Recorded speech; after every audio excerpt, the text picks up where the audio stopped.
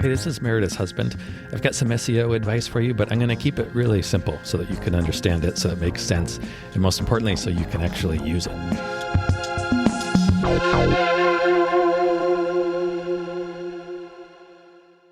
I'm not going to tell you the title of this podcast, this episode. Do I get to guess it? I'm kidding. We'll be here all day. I wanted to talk about your blog. My blog? Yes, your blog. You've actually been blogging. There are new blogs. I did. There are a handful.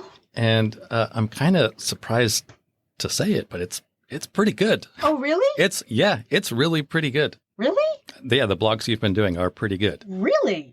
Ladies and gentlemen, I'm so glad this is public. Yeah, out of the last three or four, probably 4 or 5, I would say at least 3 out of 4 of them are pretty good. It could be improved a little bit. That's good. I'm open for that. I'm always open for that. The latest one, though, is technically what I would call garbage. But it's super common. I say that kind of jokingly because it's what everybody does. It is super common. And do you remember what the latest blog is? Yeah, it was importance of photographing your baby now. Right. So, and the reason I say that's garbage, and the topic is not garbage in itself, but it's not blog content. That's main website copy. That's like sales copy. Right. Why is it important to photograph your baby? Yeah. Like that's your main website copy. That's not a blog entry. Really? It shouldn't be a blog entry. Okay.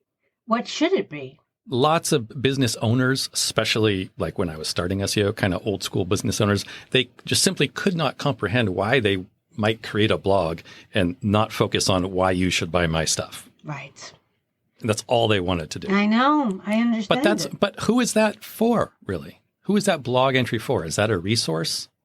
I thought it was because I thought it was.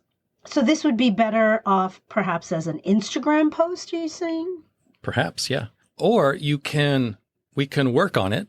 That's right. And I think there's a couple ways you could make it more of a blog post. Oh, okay. But the way it is now, it's very straight up. The message is clear why you should get photographs of your baby. And to me, that just screams that's your marketing message. That's your main website, you know. And I think if I may, because I usually only photograph babies 6 months and up, but that's now stopping because I love babies. Okay. Should I open up the page? Are you going to? I will open it up in a second. Okay. But I'm just going to kind of explain conceptually what I would do to make this more of a blog post. So you can change. You can simply change the perspective. So right now the perspective it's your perspective, right? Yes. It's you are saying to readers why you should get photographs of your baby. Yes. Okay, so that's the wrong perspective. Okay. Should I be taking notes? No, you can. Okay. You can listen to this podcast. That's not going to happen. Yeah, I know. That's why I'm not telling you the name of it. Meredith's shitty blog. It's pretty close. I'm happy to be the toadstool. So if you were to change that perspective, what would it be? Or what do you think it could be? It could be something like what to do with prints of your baby. Like how to display them around your house. Something like that. That would be a little more useful. That's along the same lines. Isn't that's not salesy? No, not exactly. That can be a resource. Okay. Oh, I see. I could live in Oregon and I could read that and could be, oh, these are good ideas. I'm going to try this. Another way to do it is to just change the format of it. Oh. And by changing the format, we did an episode, many episodes again, about some common blog formats and things that people, formats that tend to do really well. Okay. And those are often case studies. I was in that one? You were in that one, yeah. Okay. It's probably 100 episodes ago. Case studies are super popular. Now they're kind of business oriented. So I'm just going to brainstorm now. Okay. So case studies are really often very good. What is a case study? Just for those who don't remember. So a case study is like how this company changed their blog and it did X, Y, Z.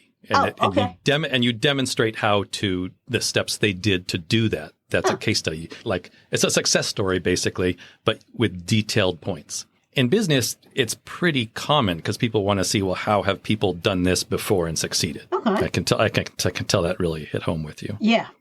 So another one is another format that I talked about on that episode, and I'll link to that episode below, is a roundtable. A roundtable is like, the actors roundtable? Yes. Okay, so same thing in a blog format. It's just written. You've seen these, I'm sure. Like somebody asks a question and you get responses from either people sitting around that table, or they can be separate and they can just send in their replies. That's a good format too.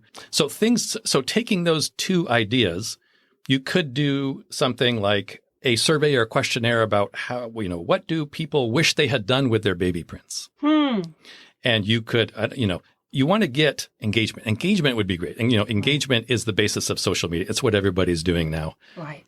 Same thing for your blog. If you can get engagement, and you can use social to get that engagement. So when I say like a survey or a questionnaire, you can put a poll on Instagram and do something like that. Ask a question, make it a vote, put those results on your blog, something like that. Huh. So you could say, what do you wish you had done with your own baby prints? Right. And then you could have a multiple choice. I'm just throwing out ideas. No, that's a great idea. Multiple choice. Of course it is. Multiple choice.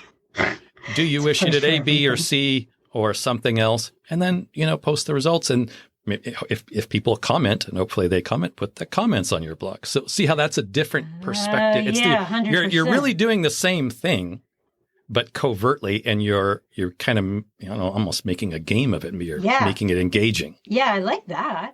So something like that. That's how you could take the same blog and adjust the topic to have a different perspective. Also, I'm going to pull it up now and we can talk about what you can do visually. Okay. Now, I'm going to explain it to our listeners. Okay. Who are not missing out by not actually seeing it. It's pretty basic, you're going to say. Yeah, it's pretty basic. It's it's what you would expect a blog to be. So I have a question. When people talk about blogging their sessions, is that a good idea? A lot of people blog their session.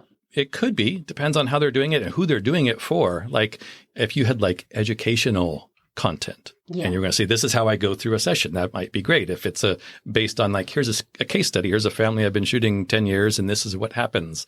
I don't know exactly the details of when they say blog their session, what that means. What it means is they'll say, hey, I love this family. We had a great time outside in Central Park in Upper West Side.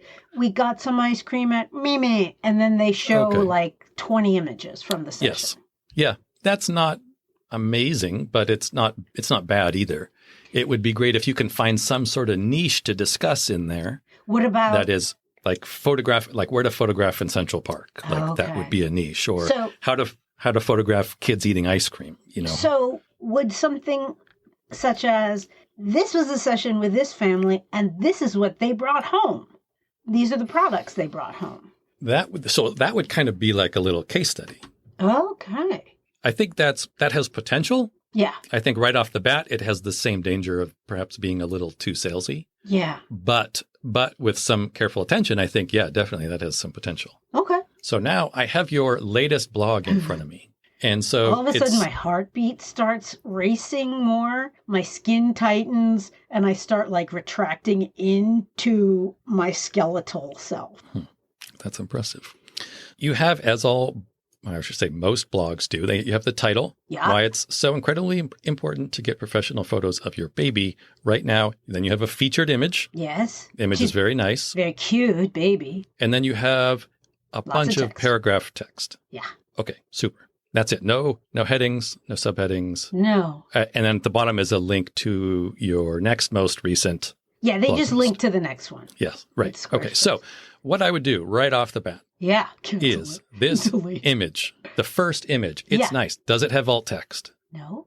No, it does not. I can tell you it does not. This could be, so I will describe the image because people can't see this. Right.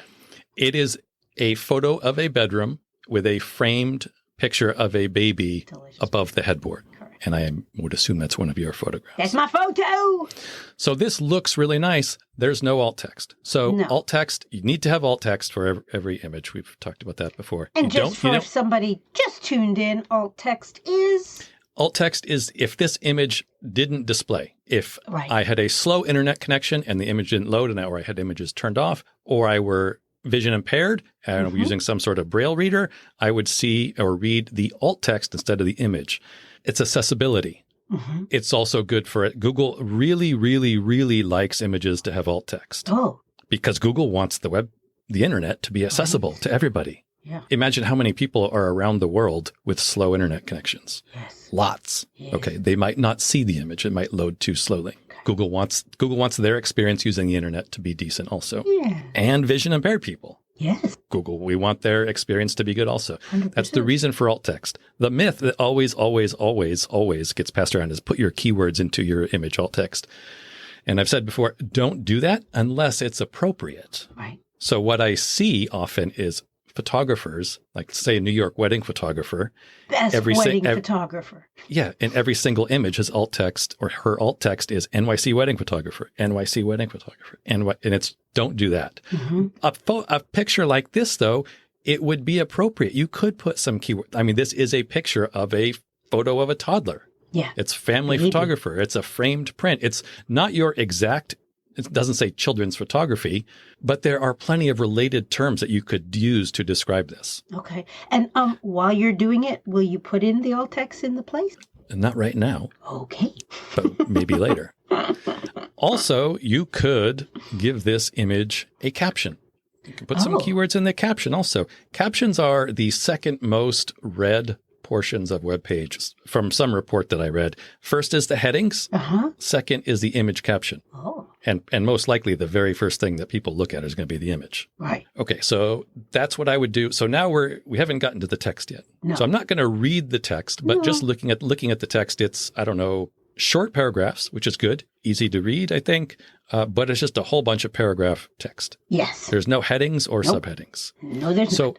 I would put some in. Really? Yeah. Your goal in creating a blog, especially one that's text-based like this, is make it as easy as possible for people to read. I was going to say consume, but let's say read. Let's say read. I don't want them eating the words. So, yeah, I don't know what they would be. They don't need to be anything in particular, but it's just going to make it easier for people to use. To digest. I would also, if you can, throw in a second photograph. I was going to. Yeah. And it doesn't need to be big. Like the first one is big. It's the featured image. But it could be something similar, smaller. And again, give it image alt text. Give it a caption if you can.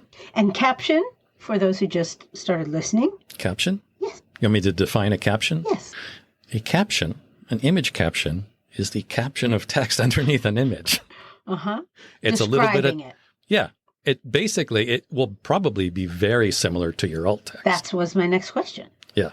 And I think if you do those couple things, work on it a little visually and try and adjust the perspective of it, I think this could be a really good blog. Yeah. Okay. That's good. Thank you. So we're going to check back next week and see what you've done. Yes. Or not.